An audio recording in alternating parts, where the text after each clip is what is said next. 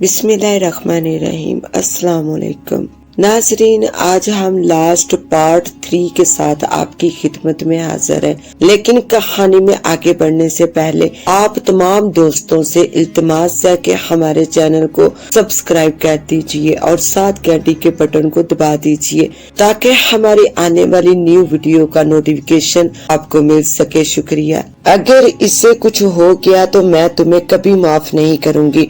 मुझे नफरत है तुमसे, नफरत। इसने शिद्दत नफरत से कहा और पलट गई। मैं एकदम से उस दौर में पहुंच गया जब लड़कपन में मेरी शदीद ख्वाहिश थी कि वो अस्पताल में आकर मेरी इयादत करे। ये क्या हो गया? मुझे तो पता ही नहीं था कि मेरी मोहब्बत मुझसे नफरत करने लगी है। चौधरी एहसान को 5 गोलियां लगी थी। डॉक्टरों ने बहुत कोशिश की मगर इसे बचा ना सके और वो मर गया। मुझे जेल हो गई। मेरे दिमाग से ये बात नहीं निकल रही थी कि मैंने अनजाने में अपनी मोहब्बत को दुख दिया। मुझे अपनी बीवी और बच्चे का भी ख्याल आने लगा, यहाँ तक कि मुझे फांसी का हुक्म हो गया। फांसी के हुक्म ने मुझे पागल कर दिया। मेरी मोहब्बत, मेरी बीवी, मेरा बच्चा, मेरी सोचें इन्हीं के गिर्द घूमने लगी। पहले सर में दर्द हुआ, फिर मुझे अपना होश न रहा। जेल में फांसी का हुक्म पाने से चंद दिन पहले तक मैं अपने आप को बिल्कुल भूल चुका था। अफसल ने अपनी पूरी कहानी मुझे सुना दी और कहानी सुनाने के बाद उसके चेहरे से साफ दिख रहा था कि वो अपनी बात बताकर पुरस्कून हो गया था। उसके बाद अफसल काफी हद तक सेहतमंद हो चुका था। इसने आना छोड़ दिया था। यूं भी इस्तिखारा में जो मंजर दिखाई दिया था वो हरफ ब हरफ पूरा हो चुका था। शायद वो मेरे ज़हन से उतर जाता, लेकिन एक दिन इफ़त फिर आ गई। वो बहुत घबराई हुई थी। सलाम दुआ के बाद मैंने इससे पूछा, बेटी खैरियत तो है ना? क्यों इतनी परेशान हो? बाबा जी मैं क्या बताऊं, पहले तो मैं परेशान थी कि अफसल ठीक हो जाए, लेकिन अब सोचती हूँ कि वो पागल ही अच्छा था। इसने दुख भरे लहजे में कहा तो मैंने हैरत से पूछा, ऐसी क्या बात हो गई बेटी? बाबा जी इसमें कोई शक नहीं कि मैंने इस पागल मर्द के साथ कैसा वक्त गुजारा। इसकी हर तरह से खिदमत की, बिल्कुल इस तरह इसकी हिफाजत की जैसे किसी बच्चे की करते हैं। इसे हर उस डॉक्टर के पास ले गई जहाँ से थोड़ी सी भी उम्मीद थी। वो इन डॉक्टर से ठीक ना हो सका और इसमें कोई शक नहीं कि वो आपके पास आकर ठीक हुआ, बिल्कुल सेहतमंद हो गया। लेकिन मुझे क्या पता था कि इसकी सेहत मेरा घर उजाड़ने की वजह बन जाएगी।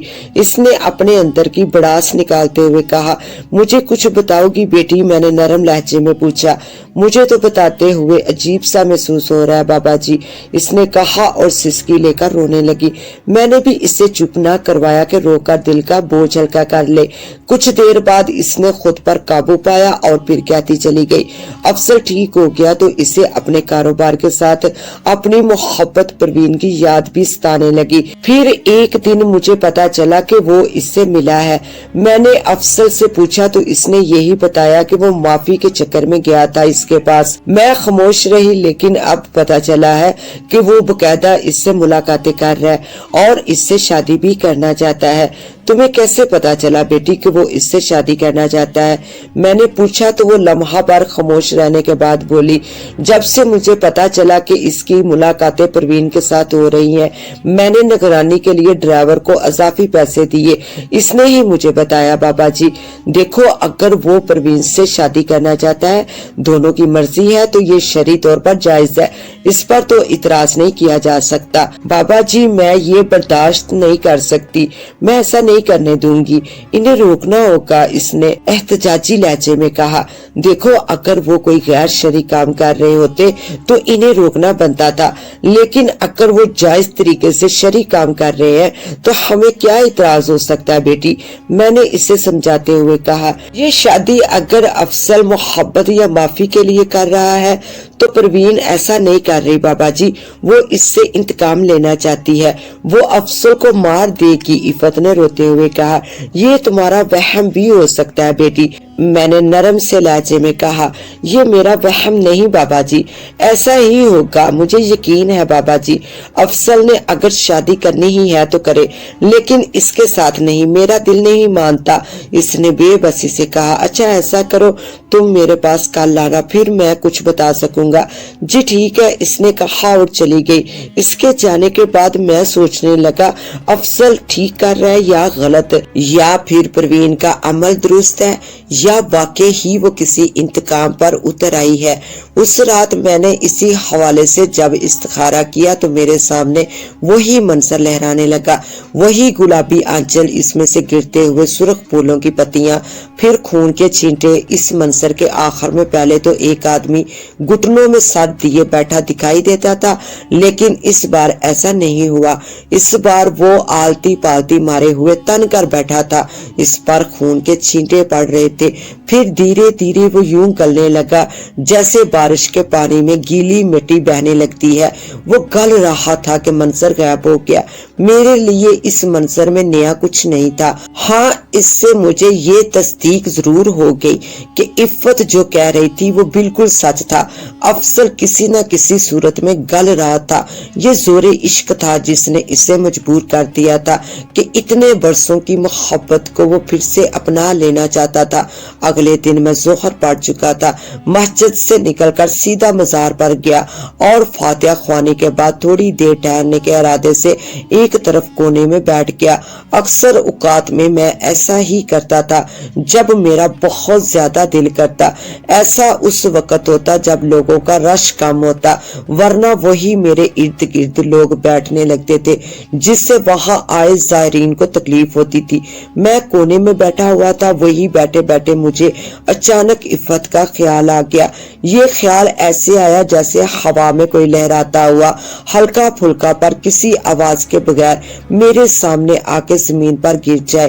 میرے دل میں آیا وہ کسی نہ کسی تکلیف میں ضرور ہے۔ میں نے اس خیال کے آتے ہی عفت کا تصور کیا اور اس کا حوال جاننے کی کوشش کی۔ اس وقت میں حیران رہ گیا جب وہ بھی مجھے مٹی کی مند گلتی ہوئی دکھائی دی۔ میں بے چین ہو گیا، میرے دل سے دعا نکلی کہ خدا خیر کرے، اس بیٹی کے ساتھ ایسا کیوں ہو رہا ہے۔ میں کچھ دیر وہاں بیٹھ کر حجرے کی طرف چل دیا۔ حجرے کے باہر کچھ لوگ موجود تھے، ان سے ملاقات میں اثر ہو گئی۔ اس دوران مجھے عفت کا خیال آتا رہا، جب بھی اس کا خیال آتا میرے دل سے اس کے لیے دعا نکلتی۔ اثر کے بعد عفت آ گئی، وہ میرے سامنے بیٹھی تو مجھے یوں لگا اس کی حالت کافی خراب ہے، شاید وہ بہت روئی تھی۔ میں نے بڑی نرمی سے پوچھا، بیٹی کیا بات ہے، تم آج کچھ زیادہ ہی پریشان لگ رہی ہو۔ آج افضل میرے ساتھ بہت لڑا بابا جی، اس نے تو آج حد ہی کر دی۔ اچھا تھا وہ پاگل ہی رہتا، اسے کچھ سمجھ بوجھ نہ رہتی۔ اس نے اکتاہٹ بڑے دکھ سے کہا، ہوا کیا ہے بیٹی؟ میں نے پوچھا۔ آج وہ صبح ہی صبح گھر سے نکل گیا اور دوپہر سے کچھ پہلے واپس آیا۔ آتے ہی مجھ سے بولا کہ وہ کوئی بات کرنا چاہتا ہے۔ میں اس کی بات سننے بیٹھ گئی۔ تب اس نے مجھے بتایا کہ وہ پروین سے شادی کرنے کا حتمی فیصلہ کر چکا ہے۔ اب میں اس بات کا کیا جواب دیتی بابا جی؟ بات یہیں تک رہتی تو ٹھیک تھا، لیکن اس نے مجھے پروین کی شرط بھی بتا دی۔ پروین کی شرط؟ وہ کیا بیٹی؟ میں نے پوچھا۔ پروین نے افضل سے شادی کرنے کے لیے یہ شرط رکھی ہے کہ وہ پہلے مجھے طلاق دے اور پھر شادی کرے، اس نے دکھ سے بتایا۔ اوہو، یہ تو غلط بات ہے، میرے منہ سے بے ساختہ نکلا۔ پھر میں نے نرم سے لہجے میں کہا، یہ اچھی بات نہیں ہے کیا؟ یہ بات افضل نے تمہیں خود بتائی ہے؟ جی، اس نے مجھے خود بتائی ہے بابا جی۔ دراصل وہ مجھ سے کہہ رہا تھا کہ میں اپنے نام جو جائیداد چاہوں لکھوا لوں، جو بھی لینا ہے لے لوں، چاہے تو سب کچھ بچے کے نام لگوا لوں، جو بھی کرنا ہے کروں، بس اسے پروین سے شادی کرنی ہے۔ سراسر غلط ہے بیٹی، طلاق دینے کی یہ وجہ تو نہیں ہو سکتی۔ یہ کہتے ہوئے مجھے ایک دم سے خیال آیا تو میں نے پوچھا، کہیں تم اسے دوسری شادی کی اجازت نہیں دے رہی ہوگی تو اس لیے اس نے ایسا کہا ہوگا۔ نہیں بابا جی، ایسی کوئی بات نہیں۔ پہلی بات تو یہ ہے کہ میں اس شادی کے خلاف ہوں، لیکن اگر وہ فیصلہ کر ہی چکا ہے تو کر لے، مجھے طلاق کیوں دے رہا ہے؟ دکھ اس بات کا ہے کہ وہ پروین کی شرط مان رہا ہے۔ اس نے بات کھولتے ہوئے کہا چلو ٹھیک ہے، تم کل جب آنا تو افضل کو ساتھ لے کر آنا، بلکہ یوں کرو کہ جب واپس جاؤ تو اسے میرا پیغام دینا کہ جس وقت آ سکے میرے پاس آ جائے، میں اسے سمجھانے کی پوری کوشش کروں گا۔ بابا جی پہلی بار مجھے افضل سے خوف آنے لگا ہے، وہ پہلے والا نہیں رہا۔ کیا ایسا نہیں ہو سکتا کہ وہ پھر سے پاگل ہو جائے، ویسا ہی رہے جیسا وہ رہتا تھا، جو جیسے بھی تھا ٹھیک تھا؟ اس نے روتے ہوئے کہا تو میں اسے تسلی دینے لگا۔ وہ کچھ دیر بیٹھ کر چلی گئی۔ اگلے 2 دن تک افضل میرے پاس نہیں آیا۔ مجھے مصروفیت کی وجہ سے یاد ہی نہ رہا کہ اس نے آنا تھا۔ تیسرے دن عفت آ گئی، اس کا چہرہ مرجھایا ہوا تھا۔ اس کے آتے ہی مجھے یاد آیا کہ افضل کو میں نے بلایا تھا۔ بابا جی میں نے اسی شام اسے بتا دیا تھا کہ آپ بلا رہے ہیں، میرے خیال کے مطابق تو اسے آپ کے پاس آنا چاہیے تھا۔ آج جب پھر اس نے پروین والی شرط کی بات کی تو مجھے میرے پوچھنے پر پتا چلا کہ وہ آپ کے پاس آیا ہی نہیں۔ ظاہر ہے اسے یہ معلوم ہے کہ میں اسے سمجھاؤں گا، اس شرط سے منع کروں گا، وہ اسی لیے نہیں آیا۔ میں نے اندازہ لگاتے ہوئے کہا جی بابا جی، یہی بات اس نے بھی کہی، بلکہ وہ ناراض ہو گیا کہ میں نے آپ کو کیوں بتایا۔ اچھا چلو کوئی بات نہیں، ایسا کرو آج گھر جا کر ایک ذکر کرو، میں وہ تمہیں ابھی بتا دیتا ہوں، رب تعالیٰ بہتری کرے گا۔ میں جیتے جی مر جاؤں گی بابا جی، اس نے روتے ہوئے کہا تو میں نے اسے تسلی دی، اسے ذکر لکھ کر دے دیا۔ کچھ دیر بعد وہ چلی گئی۔ میں اب افضل کو خود زیادہ وقت نہیں دینا چاہتا تھا۔ اس رات عفت کے لیے دعا کرنا تھی۔ اگر افضل میرے پاس آ کر کچھ بتاتا تو شاید کوئی دوسرا پہلو میرے سامنے آ جاتا۔ وہ نہیں آیا تو یہ اس کی لاپرواہی تھی۔ میں نے یہ بالکل بھی نہیں سوچا کہ پروین نے ایسی شرط کیوں رکھی۔ اگر عفت اپنا تحفظ کر رہی تھی تو پروین کو بھی پورا حق تھا کہ وہ اپنے تحفظ کے لیے کوئی شرط رکھے۔ سو میں نے اس رات یہی خیال باندھا کہ ان تینوں کے معاملات میں جو بہترین صورت ہے وہ نکل آئے، جس کی جو نیت ہے وہ سامنے آ جائے۔ مجھے یقین تھا کہ اس دعا کے بعد 1-2 دن میں صورتحال واضح ہو کر سامنے آ جانے والی تھی۔ اگلے دن مغرب کا وقت تھا، آخری ملاقاتی بھی میرے حجرے سے جا چکا تھا۔ میں اٹھنے کا ارادہ کر ہی رہا تھا کہ نکاح سائی نمودار ہوا۔ اس نے بتایا کہ عفت اپنے بیٹے ندیم کے ساتھ باہر آئی کھڑی ہے، وہ فوراً ملنا چاہتی ہے بابا جی۔ میں نے نکاح سائی سے کہا کہ ہاں اسے بھیج دو اندر۔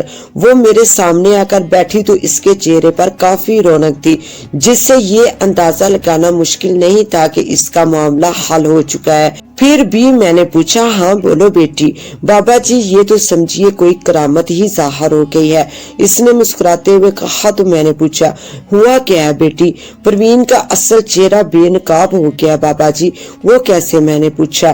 ایک طرف تو وہ افضل سے شادی کرنا چاہ رہی تھی، اس نے ہر طرح سے اسے یقین دلایا تھا کہ وہ شادی کرے گی، جس کی صرف ایک ہی شرط تھی کہ وہ مجھے طلاق دے دے، اور دوسری طرف وہ اپنے رشتہ داروں کے ساتھ مل کر سازش کر رہی تھی کہ افضل کو کہیں ایسی جگہ لے جا کر قتل کر دیا جائے کہ اس کا سراغ بھی نہ مل سکے۔